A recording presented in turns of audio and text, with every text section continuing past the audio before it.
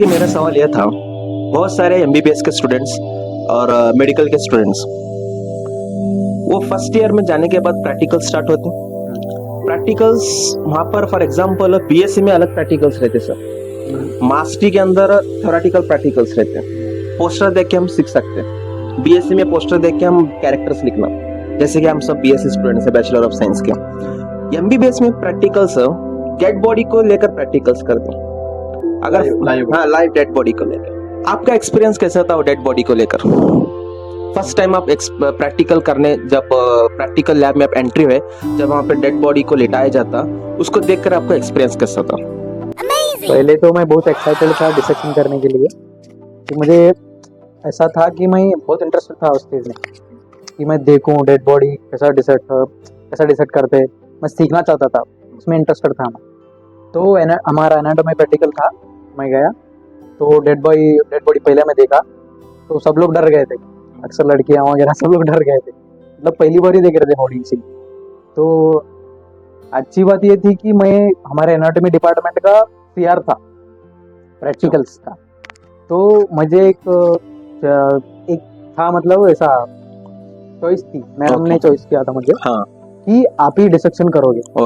मतलब मैं उधर सीआर था ना, इसलिए तो मैंने क्या किया, मुझे लोअर लिम्ब दिया गया था, मतलब 4 स्टूडेंट्स को 4 पार्ट दिए गए थे, मतलब अपर लिम्ब और लोअर लिम्ब। मुझे दिया गया था लोअर लिम्ब, तो मैंने स्कैल्पल रखा। पहली बार तो मैं डरने लगा था, स्कैल्पल रखा, कुछ नहीं होगा, मैंने डाला स्कैल्पल, फिर मैंने स्लोली सारा स्कैल्पल मतलब स्किन रिमूव किया पूरा। डरने लगा आपको? डरने स्टार्टिंग में लग रहा था, बाद में आदत हो गई वो। नहीं, हम वही आदत कितने दिन के बाद, कितने 1 साल लगे? साल तो नहीं, हमें तो डिसेक्शन 2-3 महीने में खत्म, पूरी बॉडी खत्म हुई थी 2 दिन में। 2-3 महीने में, हाँ, बहुत फास्ट किया था हम लोग, बिकॉज हमारी बॉडी जो हमारा कैडावर था वो लेट आया था कॉलेज। अच्छा, स्टार्टिंग के 6-7 महीने तो हमने देखा ही नहीं था कैडावर, मतलब कैडावर लेट आया था, इसलिए हमने 2-3, हमारे पास सिर्फ 3 महीने थे प्रैक्टिकल्स, मतलब प्रैक्टिकल सब खत्म करने के लिए। तो हमने सिर्फ 3 महीने में पूरी डिसेक्शन कर डाला। तो इसी दौरान नेक्स्ट क्वेश्चन हम पूछेंगे आपको।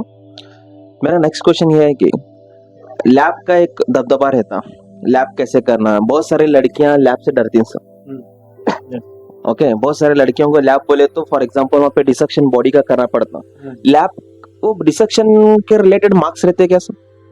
डिसेक्शन के रिलेटेड तो नहीं रहते मार्क्स, हाँ, बस वो सीखने के लिए रहता। Dissection is only for the practice. Okay, मतलब वो सब इंटरनल जो प्रोफेसर्स रहते उनके पे डिपेंड करता हो। हाँ, मतलब वो इंटरनल एग्जामिनेशन में वो तो प्रैक्टिकल एग्जाम रहते, तो वो मतलब डिसेक्ट करने के लिए नहीं बोलते, मतलब एक ऑर्गन रख देंगे सामने, तो आपको वो ऑर्गन कौन सा है बताना पड़ेगा। ओके, इतना ही होता है, मतलब आपको ये नहीं कहेंगे कि लो डिसेक्ट करो, तब तक तो बॉडी बची ही नहीं रहती प्रैक्टिकल, मतलब एग्जाम तक। जैसे कि मेडिकल फील्ड 5 इयर्स का है, सो आपको हर ईयर्स में डिसेक्शन रहेगा क्या, ओनली 1 ईयर में रहेगा? नहीं, डिसेक्शन सिर्फ फर्स्ट ईयर में रहता। फर्स्ट ईयर में रहता। एनाटॉमी सब्जेक्ट में डिसेक्शन रहता, ओनली एनाटॉमी। हाँ, एनाटॉमी बस, एनाटॉमी पूरा ह्यूमन बॉडी के ऊपर रहता। ओके, तो वो सिर्फ फर्स्ट ईयर में रहता, फिर सेकंड ईयर में नो डिसेक्शन? नहीं। एंड देन फाइनल ईयर में सीधा ट्रीटमेंट मेडिसिन ऐसा रहता। ओके। सो आपका लर्निंग ईयर्स कितना है? बोले तो 5 ईयर का जो कोर्स रहता, उसके अंदर लर्निंग ईयर्स 3 साल 4 साल, प्रैक्टिस 2 साल, ऐसे लर्निंग ईयर सिर्फ 4 ईयर्स रहता। 4 ईयर्स लर्निंग ईयर्स, बाद में 1 ईयर इंटर्नशिप रहती। इंटर्नशिप, आपको इंटर्नशिप वही कॉलेज में करना पड़ेगा क्या दूसरे कॉलेज में जाना? सेम कॉलेज, मतलब कॉलेज के ऊपर डिपेंड करता, कुछ कॉलेज बाहर डालते इंटर्नशिप। यानी उसमें इंटर्नशिप में क्या होगा? उसमें प्रैक्टिकल बेस्ड स्टडी होगी? उसमें सिर्फ हमें प्रैक्टिस करना रहता, प्रैक्टिस विद लाइव पेशेंट्स। हाँ, लाइव रियल पेशेंट के साथ हमें प्रैक्टिस करना है। तो मतलब ये थोड़ा अजीब नहीं लगेगा प्रैक्टिस करने के लिए रियल पेशेंट्स के साथ खिलवाड़ करेगा? नहीं, वो तो हम लोग सेकेंड ईयर से स्टार्ट कर देते। तो इसके बारे में आप क्या बोलना चाहिए? इसके बारे में हमारी हॉस्पिटल विजिट जो रहती है, हॉस्पिटल जो वो सेकेंड ईयर से स्टार्ट होती है। अगर अब एग्जांपल आपके पास एक पेशेंट आया, मतलब कैंसर पेशेंट आया, तो अब हमारे जो एकेडमिक ईयर में रहता, तो हम ना ले जाते उधर, हॉस्पिटल में विजिट में, हम्म। तो हम ना एग्जांपल देते हैं, आप समझाते हो उस डिसीज के बारे में, हम्म। ये डिसीज, अब ये पर्सन को ये डिसीज है, हम्म। ये कैसा हुआ, उसकी पैथोलॉजी क्या है, उसका ट्रीटमेंट तो नहीं बताते थे, Yes, मतलब yes. Pathology, cause, symptoms Causes. क्या हैं, Yes, yes. ये सब डिस्कस करते हैं। ओके सर, आपको कुछ अजीब सा फील नहीं हो रहा है? पेशेंट के साथ सीखना कैसे होगा? मुझे बहुत ज्यादा अजीब फील हो रहा है, तो मैं इसीलिए एक क्वेश्चन पूछना चाहता हूँ। ये भी जो क्वेश्चन है मूवी के रिलेटेड है, जो मुन्ना भाई एमबीबीएस मूवी है, हाँ, उससे आप कितना रिलेट कर सकते हो अपने फील्ड को? उससे थोड़ा ज्यादा रिलेट कर सकते हैं, जैसे कि बिकॉज इसमें ये बताया गया है कि फॉर्म भरना जरूरी है। हाँ, फॉर्म भरना जरूरी है क्या? हाँ, सच में फॉर्म भरना जरूरी है क्या? यूजुअली तो ऐसा नहीं होता, मतलब ऐसा इमरजेंसी पेशेंट रहा तो सब फॉर्म भरो, नहीं तो अंदर नहीं छोड़ेंगे, ऐसा हाँ। तो नहीं रहता। पहला पेशेंट को देखते क्या है चल रहा, बाद में नहीं, फॉर्मेलिटी मुझे- सब मेजर बाद में रहती है। ये फॉर्मेलिटीज डॉक्टर्स बोलते हैं। जैसे कि फॉर एग्जांपल अभी एक्सीडेंट हुआ है, वहां पर जब तक पुलिस नहीं आती उसको टच नहीं करते पेशेंट्स को। हाँ, वो एमएलसी केस वो दूसरा रहता नहीं, अगर लेकिन पेशेंट को पहले मेरा एक अटेंड करना सवाल है, पड़ता है। मेरा एक सवाल है आपसे, एमएलसी केस का आप डिस्कशन कर रहे हो, कौन सा?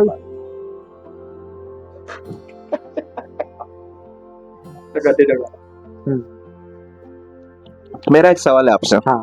इन फ्यूचर आप डॉक्टर बनेंगे, मैं गॉड आप बने फ्यूचर डॉक्टर ही है, इसीलिए तो बुलाया हमने पॉडकास्ट पे। अच्छा, मेरा एक सवाल है आपसे, इन फ्यूचर आप डॉक्टर बनेंगे, जैसे कि अब एक्सीडेंट हो रहा है, नॉर्मल इंसान हम उसको टच नहीं कर सकते जब तक एमएलसी, अभी वो 5 मिनट में उसका मरने की हालत में है, अभी वो 5 मिनट में मरने वाला है। बीइंग ए डॉक्टर आप उसको बचा सकते without thinking about the MLC, the all cases and police, this all things? हाँ, बचा सकते हैं, ऐसा कुछ नहीं। आप फिर उसके बाद आपके ऊपर एक्शन होगा। After we have to visit the court, after that you have to visit the court, compulsory we have to. ये सिस्टम को कुछ एक्वायर्ड नहीं लग रहा सर, सिस्टम इसके बारे? मीन्स होता क्या है यहाँ पे? आपके यहाँ पे कुछ एथिक्स होते हैं, मॉरल्स होते हैं, मॉडल कोड ऑफ कंडक्ट होता है, या कुछ लेज लेते हो कि हम ऐसा करेंगे वैसा हाँ, करेंगे, ये ऐसा होगा, तो ऐसा कुछ होता है स्टार्टिंग ईयर्स में? डॉक्टर्स के कोड्स ऑफ कंडक्ट रहते हैं, मतलब वो डॉक्टर शुड बी, आपको सिखाते हैं? हाँ, सब जब आप जाते हो फर्स्ट, क्या फर्स्ट सिखाते ईयर हैं? में तो नहीं सिखाते ये सब, हम्म। मतलब सब फाइनल ईयर में वगैरह। फाइनल ईयर में आपको प्लेज लेना पड़ता है, जब आपकी डिग्री कंप्लीट होती है, जब आपकी इंटर्नशिप वो सब कंप्लीट होती है, तब आपको कोर्स ऑफ, अगर कोर्स डॉक्टर के कोर्स है, एथिक्स है, वो तो सेकंड थर्ड ईयर से स्टार्ट होते हैं सब, हर ईयर में आपको बताएगा। अब फॉर एग्जांपल जैसे आप बोल रहे थे कि एक पेशेंट होता है, वहाँ पे सारे स्टूडेंट्स जाते हो आप, और जो आपके टीचर है वो बोलते हैं कि इस पेशेंट का ऐसा है, इस पेशेंट का ऐसा है, इस पेशेंट का ऐसा है, तो पेशेंट की फीलिंग क्या होती है वहाँ पे उस टाइम पर? पेशेंट तो घबरा जाता है, इतने लोग कई को देख रहे हैं अपना। हाँ। ऐसा रिसेंट सीन हुआ था, एक पेशेंट को सेल्यूलाइटिस हुआ था, तो हम गए उधर, तो पेशेंट एकदम घबरा गया। सेल्यूलाइटिस क्या होता है, थोड़ा सा बताइए। सेल्यूलाइटिस मतलब एक बैक्टीरियल इन्फेक्शन होता है, मतलब उसको पाँव को हुआ था, मतलब पूरा पाँव सूज गया था उसका। ये पाँव कट करना पड़ता है? नहीं, कट तो नहीं करना पड़ता, एंटीबायोटिक्स वगैरह देके कम हो गया। तो हम लोग गए थे पेशेंट के पास, हम लोग 80-90 स्टूडेंट्स थे, 89, तो पेशेंट घबरा गया, क्या चल रहा है, इतने लोग कहीं को देख रहे हैं हम। हाँ। फिर हमने बताया हम लोग सब देख के जाएंगे, कुछ नहीं किया। मैंने कुछ नहीं किया। हाँ। अगर वो पेशेंट आप होते तो क्या आप अगर वो पेशेंट आप होते तो कैसा फील होता था आपको? मैं डर जाता, मुझे हॉस्पिटल से बाहर निकाला। तो ऐसा होता है। तो अभी आगे बढ़े सर, आगे कुछ क्वेश्चन पूछे। तो एग्जाम्स के बारे में बात करें? हाँ, जरूर। एग्जाम्स के बारे में बात करने से पहले मीन्स आपके यहाँ पे स्टडी और क्या होता है, कितने बुक्स पढ़ने पड़ते हैं, कितना पढ़ना पड़ता है, या आप लोग पिछले 5 साल के क्वेश्चन पेपर देख के ऐसे ही लिखते हो? मीन्स यहाँ का जो आपका स्टडी रूटीन है ये क्या होता है यहाँ पे? स्टडी तो स्टूडेंट्स टू स्टूडेंट्स डिफर करता है। आप बताइए। मेरा तो ऐसा है कि मैं सिर्फ एग्जाम ऐसा नजदीक आ रहे हैं, मतलब एग्जाम अभी 3-4 महीने में है, तो तभी मैं पढ़ता हूँ। मतलब वो स्टडी अलग होती है, एग्जाम की स्टडी, एक्चुअल स्टडी अलग होती है। मतलब आपको मतलब एक चीज की नॉलेज लेना है, अब आपको एक प्रोसीजर पढ़ना है, मतलब examination, various examination of the body, अब उसको पढ़ना है, तो वो आपकी, वो खुद का है आपका, तो वो पढ़ सकते हो आप। लेकिन आप जब एग्जाम के लिए प्रिपेयर कर रहे हो तो उसकी स्टडी अलग ही होती है। मतलब आपने सोचना होता है कि कौन सा क्वेश्चन आने वाला है, किस टाइप की क्वेश्चन आ सकता है, प्रीवियस ईयर क्वेश्चन, आपको कैसा लिखना है, एग्जाम कितने पेजेस लिखना है, क्या करना है, मतलब उसका एक अलग स्टडी होती है। मतलब ऐसा नहीं कि आप चुप कुछ भी पढ़ दोगे, पूरा सिलेबस एकदम पूरा रट दोगे, ऐसा नहीं रहता है। ये मेरा क्वेश्चन ना पूरे लाइक फॉर एग्जांपल सब स्टूडेंट्स के रिलेटेड है। What is the difference between now school level study और स्कूल और college level study and mastery MBBS level study? School level में क्या आता है, सिर्फ क्वेश्चन आंसर बेस्ड होता है। बाहर जैसा कि मेरा एक क्वेश्चन है सबके स्टूडेंट के related, what is the difference between school level और college level study and mastery MBBS level study? School level में क्या होता है, बस क्वेश्चन आंसर बेस्ड, मतलब आपको एक आंसर बाहर करना होता है पर्टिकुलर क्वेश्चन। ओके कॉलेज में भी ऑलमोस्ट सिमिलर होता है, मतलब कॉन्सेप्ट रहता है। ओके लेकिन अब हमारे कोर्स में जो है ऐसा नहीं होता, मतलब आपको एक क्वेश्चन का यही आंसर लिखना है। ओके ओके ओके उधर क्या होगा, कॉन्सेप्ट पूरा, मतलब आपको एक डिसीज है, अभी डिसीज के बारे में ये नहीं लिख सकते कि कुछ भी फेंक दोगे आप, मुझे ऐसा होता, ऐसा नहीं। थ्योरेटिकल आपको पूरा प्रोसीजर लिखना होता है, मतलब पैथोलॉजी, सिम्टम, आपको एक्यूरेट लिखना पड़ता है। For example 1 to 12th India में 95% स्टूडेंट सब बाहर करते हैं। हाँ, जितने भी एक जो मेडिकल लाइन में जो सिलेक्ट होते हैं वो सेम एज इट इज वही सिस्टम को कंटिन्यूटी करते हैं, जैसे वहां पर जाके चेंज करना पड़ा, हमको अंडरस्टैंडिंग ही करके पढ़ना हाँ। है। मुझे भी ये लगा था कि ऐसे जाके एक क्वेश्चन आंसर पढ़ेंगे, ये हो, ऐसा नहीं होता है। मेडिकल फील्ड में आपको प्रॉपर कॉन्सेप्ट समझना पड़ता है। ओके ओके, मतलब क्या है उसके अंदर जाना पड़ता है, तभी आप लिख सकते हो एग्जाम। मतलब ऐसा नहीं कि आप जो एक पढ़े, ऐसा फर्स्ट ईयर सेकेंड ईयर में जैसा नहीं, कुछ नहीं होता। ओके, फिर फॉर एग्जांपल हमारा जो एजुकेशन सिस्टम है ज्यादा फेयर चेकिंग पे इन टाइम वेस्ट करता है, फेयर चेकिंग पे, नोट्स पे, टीचर्स पे। ये मेडिकल फील्ड में भी फेयर चेकिंग, नोट्स, असाइनमेंट वगैरह रहते? वो रहता, असाइनमेंट्स रहते हैं, मतलब जर्नल लिखना पड़ता, उधर भी जर्नल लिखना पड़ेगा। जर्नल कंपलसरी, प्रैक्टिकल जर्नल आपको लिखना ही अगर पड़ेगा। आप जर्नल इनकम्प्लीट होगा तो इधर पे मार्क्स का कुछ डिडक्शन होगा? उस 10 मार्क्स रहते हैं जर्नल के लिए। सो फॉर एग्जांपल 5 साल का कोर्स है, एवरी ईयर सब सेम वाइज होगा, तो सेम वाइज में कितने मार्क्स का पेपर लिखेंगे आप? मतलब सेम वाइज नहीं रहता, सब ईयर वाइज, फेज वाइज रहता, same as it is 100 marks का। हाँ 100, मतलब एक सब्जेक्ट के दो एग्जाम, दो पेपर रहते हैं। Okay okay, paper 1 paper 5। Okay, for example और एक, जब 10th में अगर हम फेल होंगे तो सेकंड चांस हमको मिलेगा। जैसे पीयूसी में हम फेल होंगे तो हमको सेकंड चांस, थर्ड चांस भी मिलेगा हमको, और थर्ड टाइम हम फेल होंगे तो डायरेक्ट हम नेक्स्ट ईयर में बैठ के वो पेपर को निकालना पड़ेगा।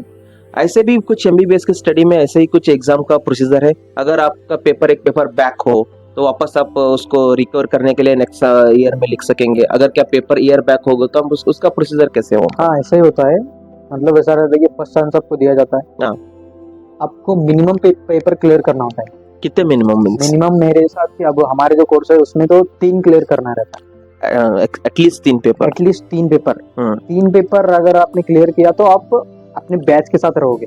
ओके आपका ओके, ईयर बैक नहीं होगा। ईयर बैक अगर 3 से ज्यादा अगर आप फेल होंगे तो आप अपने बैच के साथ क्लासेस बैठ भी नहीं सकते, मतलब नॉट एलिजिबल ही नहीं हो गया एग्जाम लिखने के लिए। आप सीधा जूनियर्स के साथ बैठना पड़ेगा।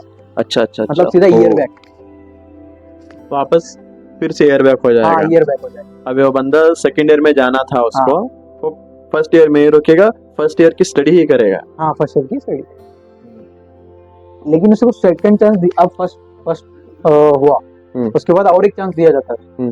तब अगर उसने 3 क्लियर कर लिए, 3 एग्जाम, तो वो हमारे साथ क्लास अटेंड कर सकता है, मतलब एलिजिबल होगा। मींस आपके कैंपस में ऐसे कितने स्टूडेंट होते हैं? ऐसे स्टूडेंट होते हैं या नहीं होते? होते हैं ऐसे स्टूडेंट्स। तो मैं आपको यहाँ पे बहुत इंपॉर्टेंट क्वेश्चन पूछना चाहता हूँ। मीन्स आप ये जो एग्ज़ाम्स लिखते हो स्टडी करते हो, तो आपके मन में क्या होता है?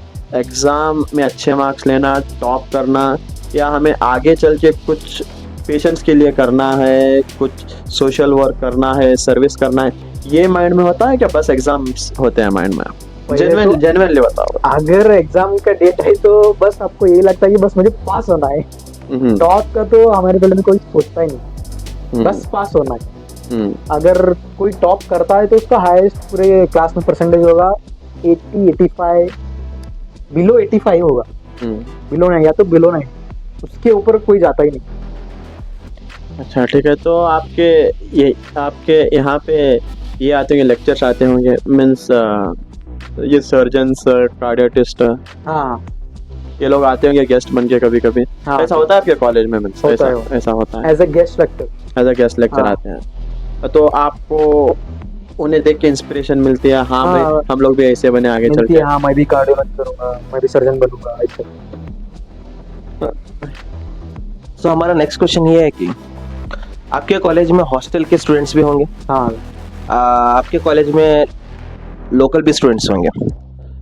आप ये एक्सपीरियंस से बोल सकते हैं कि हॉस्टल लाइफ इज बेस्ट और local life is best according to you? मेरे हिसाब से तो मैंने कभी हॉस्टल लाइफ कभी एक्सपीरियंस नहीं किया। हाँ। मैं तो बचपन से लोकल स्टूडेंट ही था। हम्म, मतलब मैं कह सकता हूँ कि हॉस्टल स्टूडेंट भी अच्छी रहती, लेकिन उतनी अच्छी नहीं रहती, उसमें स्ट्रगल बहुत रहता। हमारा मतलब वो एक ही जगह, एक ही कैंपस में रहना पूरा दिन, ओके ओके। और उनको सिर्फ हफ्ते में एक बार आउटिंग रहती, हम्म, तो ऐसा कंजेस्टेड होता बहुत। तो ओके। हम मैं तो नहीं रह सकता ऐसा। सो एक क्वेश्चन का मकसद ये था कि हॉस्टल लाइफ में आप डिस्कशन करके पूरा एक इन्वायरमेंट बनाकर, इंटरेस्टिंग इन्वायरमेंट बनाकर डिस्कस करके पढ़ाई कर सकते हैं। हाँ। जैसे कि आपने बताया एमबीबीएस में अंडरस्टैंडिंग बहुत इंपॉर्टेंट है। मेडिकल लाइफ में without understanding we can't do anything. Okay, it is not just like a 1-2 PUC study. It is not one kind of not hitting concept is not there here. Okay, we have to understand each and everything. So आप अकेले घर में रहते हैं, so आपका study कैसा है? Study का टाइमिंग और स्टडी का discussion, to with whom you are discussing these all things? क्या आप अलोन पढ़ना पसंद करोगे? हाँ, मेरे तो बचपन से ही कि मैं खुद से ही पढ़ता हूँ। मतलब ऐसा ग्रुप डिस्कशन कभी कभी कवर हो जाता है। मतलब ऐसा कोई सा टफ सब्जेक्ट, मतलब ऐसा कॉन्सेप्ट रहा, तो हम लोग फोन पे डिस्कस कर लेते, या तो बाहर कॉलेज में तो रहते ही, कॉलेज में डिस्कस कर लेते। तो मेरा ये नेक्स्ट क्वेश्चन ये है कि जैसे कि आपने बताया 3 साल आपको सीखना पड़ेगा, 4 साल आपको सीखना, आई एम सॉरी, 4 साल आपको सीखना पड़ेगा, लास्ट का 1 साल आपको प्रैक्टिस, वो इंटर्नशिप में। ऐसा कभी सीन हुआ है आपके सीनियर से डिस्कशन हुआ है इंटर्नशिप में आप गलत मेडिसिन दे पेशेंट को, गलत इंजेक्शन आप सड़ा लें पेशेंट को, होने के बाद वो पेशेंट को पता चले whatever they are giving the treatment to us that is wrong treatment, ऐसा कुछ सीन पास्ट में अगर आपको पता होगा क्या आप डिस्कस करना चाहोगे? हमारे कॉलेज में तो ऐसा कुछ हुआ नहीं, बिकॉज ऐसा नहीं हो सकता, क्योंकि आपके साथ आपका सीनियर जो रहता, सीनियर आपका सीनियर, वो आपको गाइड करेगा। ओके ओके, मतलब सीनियर डॉक्टर्स भी रहते हैं उधर, अच्छा। तो आपको सब सिखाएंगे, वैसा ऐसा रहता, तो आपको गलती करने की कोई गुंजाइश नहीं रहती। मेरा लास्ट क्वेश्चन ये है कि व्हाट आर द चैलेंजेस, क्या आपको चैलेंजेस लेना पड़ेगा इसमें, इस कोर्स के अंदर चैलेंजेस रहते हैं, हाँ ये हमको चैलेंजेस लेके करना पड़ेगा, अगर ये चैलेंजेस मैं नहीं उठा पाऊंगा तो I will be not a good doctor. Challenges क्या क्या होंगे आपके? चैलेंजेस इसमें तो बहुत रहते हैं, ऐसा कुछ नहीं, मतलब आपको टैकल करना आना चाहिए। मतलब ऐसा कि आपको डिसिप्लिन होना पड़ेगा स्टडी में, आपको ध्यान से पढ़ना पड़ेगा। आपकी ये नहीं कि आप कभी भी पढ़ो, मतलब ऐसा आपको एक चीज पर फोकस करना पड़ेगा, तभी आप सीख सकते हो कुछ। और आपको मतलब कंसिस्टेंस रहना पड़ता है स्टडी पर फोकस। आप ये नहीं कि मैं उधर बाहर कुछ कर रहा हूँ, इधर कॉलेज में कुछ अलग ही चल रहा है, ऐसा नहीं हो सकता है। मतलब आपको एक चीज, मतलब पेशेंट की लाइफ हमारे हाथ में रहती, तो वी शुड रिस्पॉन्सिबल। जैसे कि सब क्लासेस आप लेते हैं, आप प्रैक्टिकल भी फेस करना पड़ेगा, डिसेक्शन भी फेस करना पड़ेगा, कॉलेज के लेक्चरर को भी फेस करना पड़ेगा। आपको कभी मेंटली डिप्रेशन, थोड़ा स्ट्रेसफुल, बहुत मेंटली आपको ऐसा फील नहीं हुआ?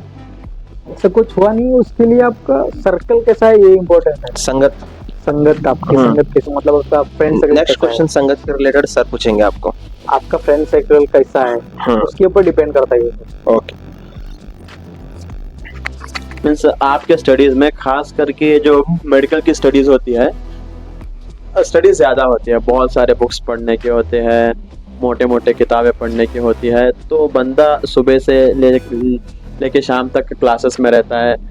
और मैंने देखा है कि बहुत सारे डॉक्टर्स और मेडिकल स्टूडेंट्स ये सिगरेट कंजम्पशन करते हैं, टोबैको कंजम्पशन करते हैं और अल्कोहल भी कंजम्पशन करते हैं।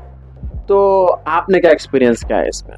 मैंने तो कभी ये सब चीजें ट्राई नहीं करी है, बिकॉज मैं इस सब चीजों के लिए एडिक्टेड नहीं हूँ।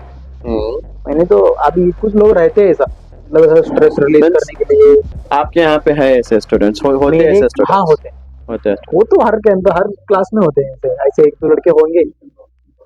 Tobacco and alcohol is injurious to health.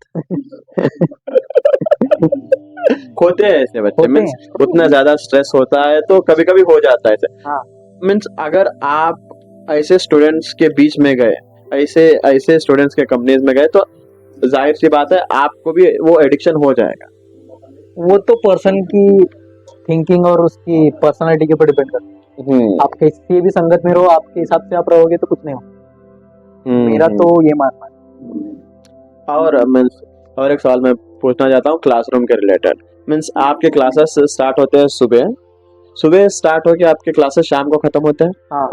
बीच में थोड़ा सा गैप होता है। हाँ, गया लंच ब्रेक वगैरह। मीन्स जब सुबह तो आप एक्टिव रहते हो, जैसे ही दोपहर होती है खाना वाना खा के जाके बैठते हो तो सच बताओ सो जाते हो वहाँ पे जाके? बहुत 50% लोग सो जाते हैं लेक्चर। 50% लोग सो जाते हैं वहाँ पे। कोई इंटरेस्टेड ही नहीं रहता क्लास सुनने के लिए। बहुत नींद आती है क्लास में, सबसे ज्यादा क्लास में नींद आती है। तो इसका कोई उपाय है? कुछ तो उपाय है इसका?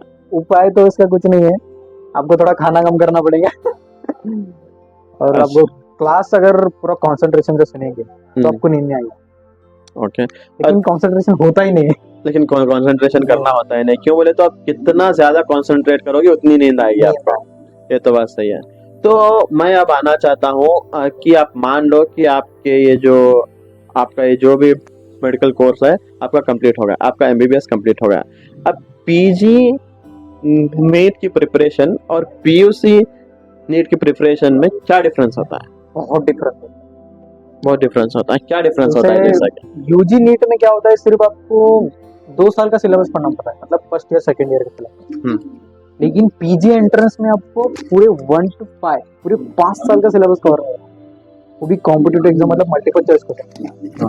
तो आपको बहुत डीप स्टडी करना पड़ता है। और मैंने ये न्यूज में देखा था कहीं पे, मीन्स अभी जब आपका अभी कोर्स कंप्लीट होगा तो लास्ट में आपकी एग्जाम होती है। तो एग्जाम अगर आप क्लियर करें तो ही आपका जो डिग्री है वो डिग्री का आपको सर्टिफिकेट मिलेगा।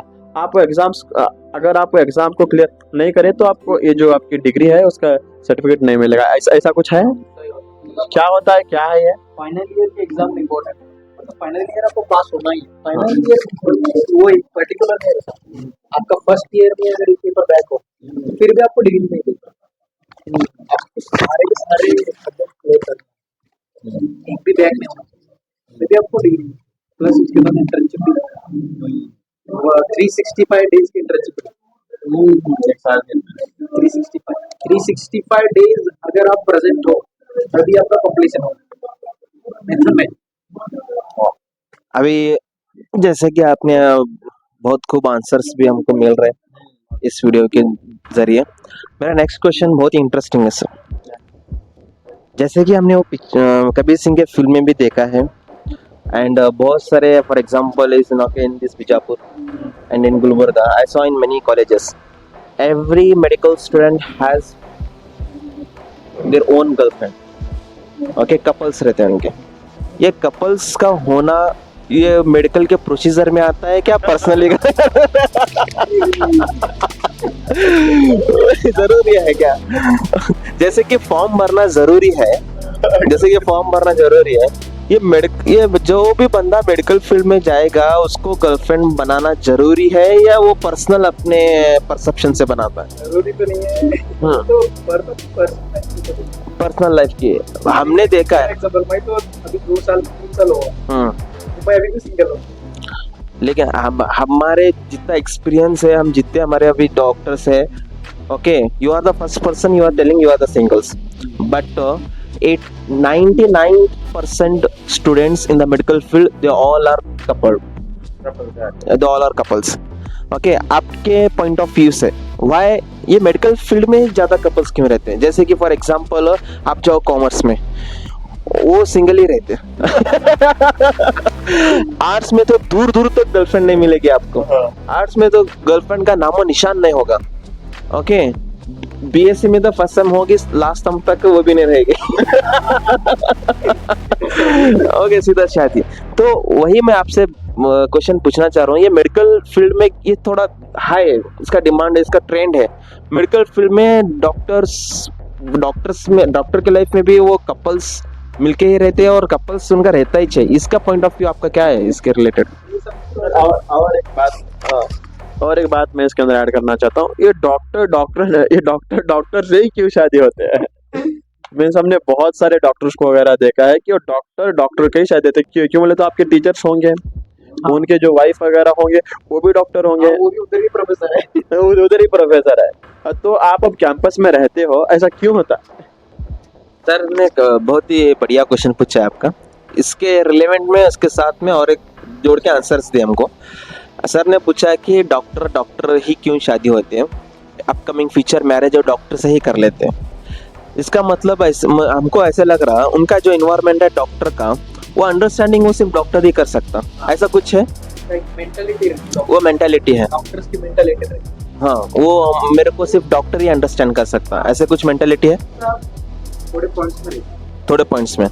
लेकिन हम बहुत कम देखे जो भी डॉक्टर्स रहते हैं उनका upcoming future husband for example lawyer, वो बहुत कम देखे। 99% वो डॉक्टर ही रहते हैं और 99% वो फर्स्ट ईयर में ही पैचअप हो गए रहते हैं। सो ये क्यों? वाइफ में डॉक्टर मतलब मेजॉरिटी ऐसा नहीं होता। मतलब आप जो थोड़े लोग अभी थोड़ा आप देखे 4-5 डॉक्टर की शादी डॉक्टर के साथ, तो आप जज कर छोड़ देंगे सिर्फ डॉक्टर से ही शादी करते, ऐसा नहीं रहता। मेरा क्वेश्चन आप क्या है सर बोले तो, जैसे कि आप फ्यूचर अभी डॉक्टर हैं, आपको ऑरा फील करना आपको पसंद है क्या नहीं मेरे को पता नहीं। जैसे कि आपकी वाइफ एक प्रोटोकॉल के जरिए आ रही है आपको मिलने के लिए। फॉर एग्जांपल प्रोटोकॉल मीन्स आगे एक जीरो ट्रैफिक, ओके। आपकी वाइफ आईएएस ऑफिसर हो, आपकी वाइफ केएस ऑफिसर हो, आपकी वाइफ पीएसआई भी हो सकती है, आपकी वाइफ तहसीलदार भी हो सकती है। दे हैव सम प्रोटोकॉल्स, बोले तो जीरो ट्रॉफिक्स एक ऑरा में आपको आते हैं। वो आपको स्टैडम फील करने का एक्सपीरियंस अच्छा लगेगा क्या? डॉक्टर ही चाहिए, लिबास पहन के चलाओ, चाकू खाटू करके आपको कैसा वो सब सिक्योरिटी स्टार्टअप वो सब मैं खुद फील करना चाहता हूँ, सामने वाला तो नहीं। मतलब डॉक्टर ही ठीक है, डॉक्टर ही। लेकिन आपको फ्यूचर वाइफ कैसी चाहिए? आपको फ्यूचर आपको डॉक्टर रिलेटेड चाहिए क्या अदर फील्ड के रिलेटेड चाहिए? जैसे कि आप मैंने बताया केस वाली चाहिए क्या, सिविल सर्विसेज वाली चाहिए, जैसे कि कॉमर्स वाली चाहिए, जैसे कि सॉफ्टवेयर इंजीनियर वाली चाहिए, सिविल इंजीनियर वाली चाहिए, जैसे कि लेक्चरर चाहिए क्या, आपको सर्जन चाहिए? डॉक्टर ही चाहिए बस। डॉक्टर ही चाहिए। Next question. जैसे भी हो डॉक्टर ही चाहिए बस। अफेयर होता है कॉलेज में, बहुत ये टीचर्स का अफेयर वगैरह रहता है। अच्छा तो मीन्स आपके कॉलेज में ऐसा होता है, क्यों बोले तो बहुत जगह सुनने को मिलता है कि टीचर्स का और स्टूडेंट का अफेयर होता है, ऐसे कुछ होता है कॉलेज लाइफ में? सब मेजॉरिटी टीचर्स सब मैरिड हम्म, तो देख हमारे कॉलेज में देख ऐसा बाहर तो होता नहीं। आपके कॉलेज में ऐसा कुछ भी नहीं हुआ? तो हमको बहुत सारे सवालों का जवाब मिला है। और हमको बहुत कुछ इंफॉर्मेशन मिली है, जैसे कि इंफॉर्मेशन, ये इंटरनली इंफॉर्मेशन हमको नहीं पता, एग्जाम्स वगैरह। अभी एक ट्रेंड चला इंडिया में, नीट नीट नीट करके, एंड एवरी ईयर जैसे कि हमारे पास डाटा है अभी, हर साल एक 30 to 40 लाख स्टूडेंट्स नीट का प्रिपरेशन कर रहे हैं, नीट का प्रिपरेशन कर रहे हैं। एंड उसमें ओवरऑल इंडिया का जो सीट अवेलेबल है 1,12,000 सीट अवेलेबल है। हमारे कर्नाटका के रिलेटेड हम बात करेंगे तो सिर्फ 12,000 सीट्स हमारे कर्नाटका में, सिर्फ 12,000 सीट। 12,000 सीट्स। बट प्रिपरेशन और प्रिपरेशन कितने लोग कर रहे हैं? I mean for example near to near 40 lakh में सिर्फ 1 लाख का सिलेक्शन होगा। सो उनको प्रिपरेशन के लिए कुछ टिप्स वगैरह आप बोलना चाहेंगे? प्रिपरेशन में सबसे इम्पोर्टेंट होता है डिसिप्लिन और कंसिस्टेंसी। आपको पहले तो फोन और इंस्टाग्राम ड्रॉप करना पड़ेगा ये मेन पॉइंट है। ड्रॉप करना पड़ेगा इंस्टाग्राम रील्स अगर आप इंस्टाग्राम डिलीट कर दोगे तो तो आपकी आप- लाइफ अच्छी हो जाएगी पहली बार। हाँ, आपका सिलेक्शन हो जाएगा, इतनी तो गारंटी है। आप बोलना चाह रहे लेकिन ऐसा नहीं रहता है आप इंस्टाग्राम डिलीट करो आप यूट्यूब पे रील्स देखो, शॉर्ट्स देखो, ऐसा नहीं होगा। हैं, आप जो बोलना चाह रहे हैं करेक्ट बोलो। बहुत सारे इमेच्योर हमारे बच्चे हैं कि इंस्टाग्राम डिलीट करने से सिलेक्शन हो जाएगा, सो बता देंगे नहीं बता देंगे, वो मदर को बता देंगे, मम्मी मैं डॉक्टर बनूंगा। क्यों हो गया? मैंने इंस्टाग्राम डिलीट करा है, ये मैंने देखा है पॉडकास्ट में, ये रील वायरल होगी सर, ये रील वायरल होगी ये रील वायरल होगी। तो आप बता रहे हैं कि हमें डिस्ट्रैक्शन को अवॉइड करिए एंड कंसिस्टेंसी विद परसिस्टेंसी को फॉलो करें।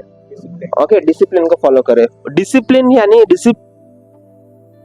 बता रहे हैं कि हमें डिस्ट्रैक्शन को अवॉइड करिए एंड कंसिस्टेंसी विद परसिस्टेंसी को फॉलो करें। ओके, डिसिप्लिन को फॉलो करें। डिसिप्लिन यानी डिसिप्लिन को फॉलो करने के लिए कुछ रूल्स होगा ना, क्या पढ़ाई करनी होगी, कैसे पढ़ाई करनी होगी। बहुत सारे स्टूडेंट्स का बुक्स पे मटेरियल, कोचिंग सेंटर्स, बहुत ही एक लफड़ा है मेरे ख्याल से, जो हमने देखा है बहुत सारे स्टूडेंट्स बहुत तो मैनिपुलेटेड होते हैं। कौन से मटेरियल हम यूज करें, कौन से कोचिंग इंस्टीट्यूट को यूज करें, आप कौन से कोचिंग इंस्टीट्यूट को यूज प्रेफर करें थे, और कौन से मटेरियल को आप स्टिक हो? मैं तो सिर्फ एनसीईआरटी पढ़ा। NCERT is the best according to you. NCERT is the best. Biology के लिए एनसीईआरटी बेस्ट है। फिजिक्स केमिस्ट्री के लिए आपको मैंने तो ऑनलाइन लेक्चर देखा, ऑनलाइन लेक्चर्स, YouTube पे। कॉन्सेप्ट। हाँ, यूट्यूब कॉन्सेप्ट। आप ऑनलाइन वाले स्टूडेंट्स हैं, हाँ, बहुत खतरा रहना पड़ेगा पेशेंट को सावधान रहना पड़ेगा लेकिन मैंने कोचिंग ऑफलाइन से ली है। कोचिंग ऑफलाइन से लिए। ओके मैं एक कोचिंग में रहता था 6-7 घंटे, ओके उसके बाद में मैं ऑनलाइन से पढ़ा।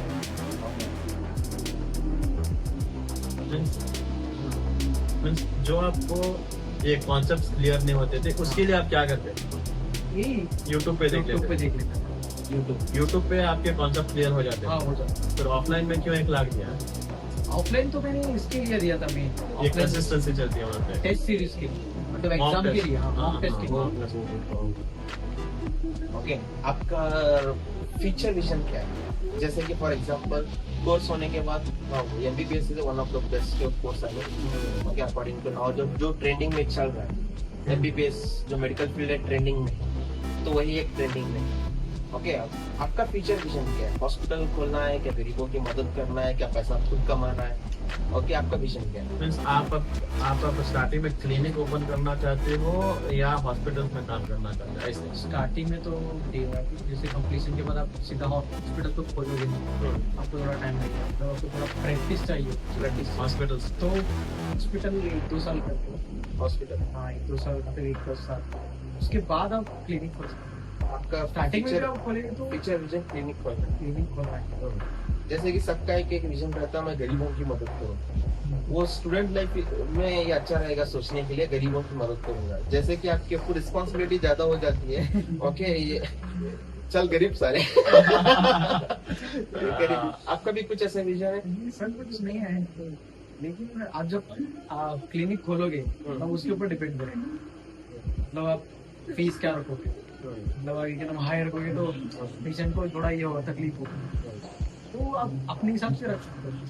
ऐसा नहीं कि आप सीधा पेशेंट को निपट दोगे, ऐसा नहीं रहता। एक उड़ती उड़ती खबर, जैसे कि सोशल मीडिया में बहुत चर्चा चल रहा है, कोचिंग सेंटर्स 1.5 lakhs अभी कोचिंग सेंटर्स का जो रेट 1.5 लाख कम हो 2 lakhs और 1.5 lakh आप सोचो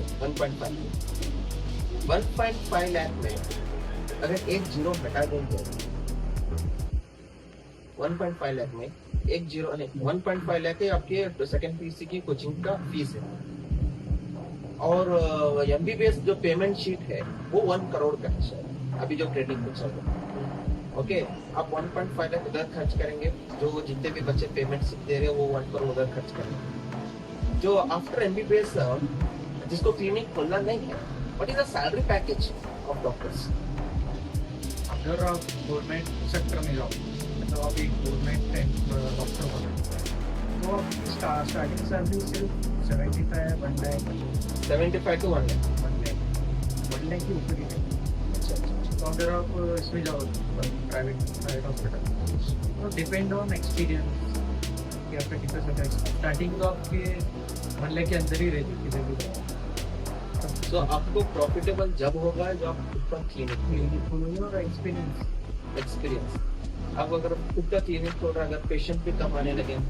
आने स्टार्ट हो जाएंगे तो ऐसा आप अगर आप अच्छा दिया आप एक अच्छे डॉक्टर पेशेंट की आपकी करीब का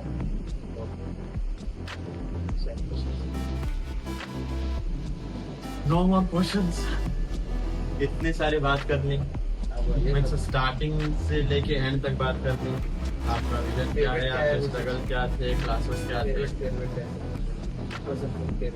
मीन्स आप मूवीज देखते हो फीस नहीं मैं सीरीज देखता हूँ अच्छा सीरीज देखते हो डॉक्टर ये डॉक्टर्स पे सीरीज देखते हैं डॉक्टर्स पे तो नहीं देखी अरे डॉक्टर बन रहे हो भाई एक तो सीरीज देखनी चाहिए ना डॉक्टर पे ऐसी कोई बनी एक देखा था मैं इंडिया में 2 दिन पहले देखा था शायद डॉक्टर्स और भी स्टडीज के अलावा क्या करते हैं स्टडीज के अलावा तो बाहर घूमना ही है तो ट्रेडिंग ट्रेडिंग करते हैं हाँ स्टडीज के अलावा